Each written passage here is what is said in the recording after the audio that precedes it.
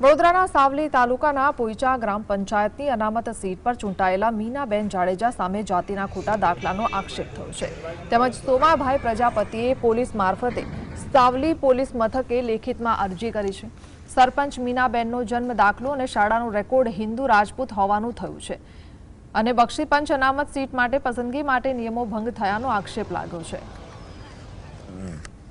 સરપંચના ઉમેદવાર તરીકે મીનાબેન મયુરસિંહ રાહુલજી આ એટલા માટે વજન મૂકું છું રાહુલજી શબ્દ પર કે એ રાહુલજી હિન્દુ રાજપૂત હોવા છતાં એમને બોગસ લિવિંગ સર્ટિફિકેટ એમના દાદાના શિવાભાઈ રાણાભાઈના નામનું બનાવી અને એ લિવિંગ સર્ટિફિકેટનો ઉપયોગ કરી અને મામલતદાર સાવલી સમક્ષ રજૂ કરી બોગસ બક્ષીપંચનો દાખલો મેળવ્યો, ખોટી રીતે મેળવ્યો અને એ દાખલાના આધારે ઉમેદવારી કરી। મયુરસિંહે બક્ષીપંચનું બોગસ સર્ટિફિકેટ મેળવી અને ઉમેદવારી કરી વિજેતા જાહેર થયા હતા।